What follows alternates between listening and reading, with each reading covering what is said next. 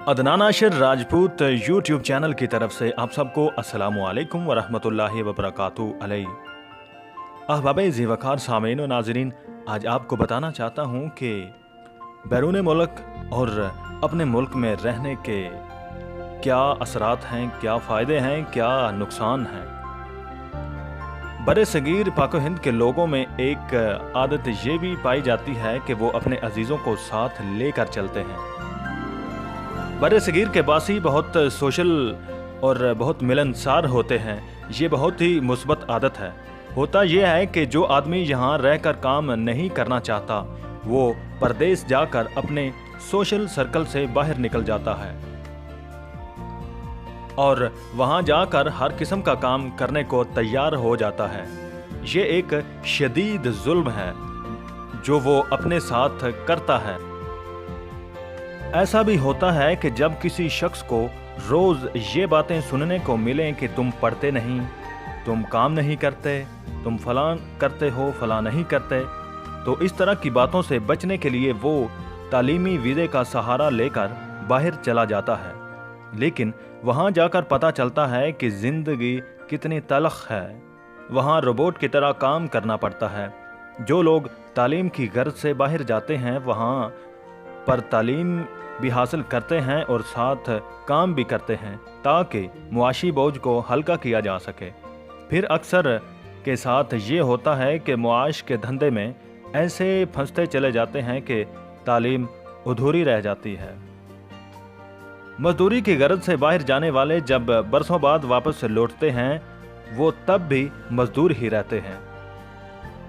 कैसर अब्बास कहते हैं कि जिस आदमी की सोच दिहाड़ी वाली होती है वो तरक्की नहीं कर सकता। इसकी वजह यह है कि दिहाड़ी वाले का विजन सिर्फ और सिर्फ एक दिन का होता है। इसकी आंख सिर्फ एक दिन को देखती है। इसकी आंख ये देखती है कि बस आज की रोटी पूरी हो जाए।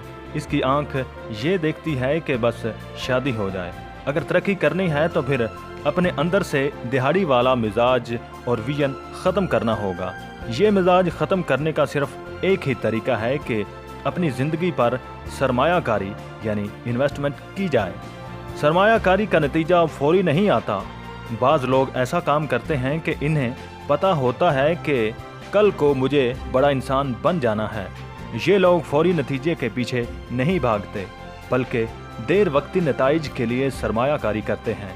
इन्हें अपने काम और इसके नतीजे पर यकीन होता है। सरमायाकारी में जहानत की इंतहा ये है कि हाथ में कुछ ना हो लेकिन यकीन ये हो कि ज़रूर वो मिलेगा जो मैं चाहता हूँ। हसरत नाक इंसान है वो जो आज ही हासिल करना चाह रहा है और आज में सिर्फ दिहाड़ी मिलती है। मजदूर को दिहाड़ी तो मिल जाती है लेकिन इसमें कोई सलाहियत पैदा नहीं होती। इसकी शख्सियत में कोई बेहतरी नहीं आती। इसके अंदर कोई नई सोच नहीं आती। इसके अंदर नया मजाज नहीं आता और प्रोग्रेसिव रवैया ख़त्म हो जाता है जो इंसान की बहुत बड़ी सिफ्त है। जब ये चीज़ें किसी के अंदर ना हो तो फिर वो कोल्हू के बैल की तरह मुशक्क़त में लगा रहता है और शाम को वहीं पहुंचता है जहां से सुबह काम शुरू किया था।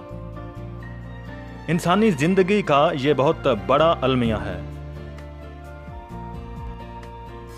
एक अलमिया ये भी है कि बेटा कमाने के लिए बाहर गया।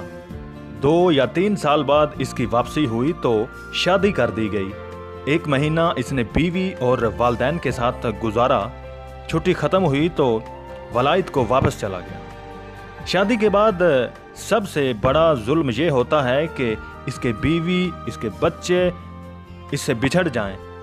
बच्चे हों तो वो भी अपने बाप की मोहब्बत और तरबियत से महरूम रहते हैं। ज़रा तसव्वुर कीजिए इस ख़ानदान की महरूमी का कि जहाँ बूढ़े वालदैन अपने जवान बेटे से महरूम, बीवी अपने खामन से महरूम, बच्चे अपने बाप से महरूम। कई बरस गुजरने के बाद जब मर्द किसी कमाई के काबिल नहीं रहता तो सफ़ेद बालों के साथ घर वापस लौटता है। अब वो बीवी के काबिल होता है ना बच्चों को शफ़क़त देने के काबिल। इंसान को यादों से मोहब्बत होती है جب انسان میں یادوں کی کمی ہوتی ہے یا جس کی یادیں بنی ہی نہ ہوں تو پھر وہ چاہے اپنا باپ ہی کیوں نہ ہو اس کی کمی محسوس نہیں ہوتی۔ بچوں کو باپ کا ساتھ اور باپ کا پیار اور باپ کی شفقت بہت حد تک چاہیے۔ بچوں کو باپ کا ساتھ اس لیے ضروری ہے کہ وہ سرپرست اعلیٰ ہوتا ہے۔ انہیں ماں کا ساتھ چاہیے، انہیں والدین کی کمی نہیں آنی چاہیے۔ آج ایک اور بڑا المیہ یہ ہے کہ ہمارے نوجوان یہ سوچتے ہیں کہ اگر میں باہر چلا گیا تو کامیاب ہو جاؤں گا۔ پردیسی ہونے میں حرج نہیں، لیکن اپنے آپ کو کم قیمت پر نہ بیچیے۔ جو چیز کم قیمت میں آ سکتی ہے اس کے لیے آپ اپنے کو کم قیمت میں فروخت نہ کیجیے۔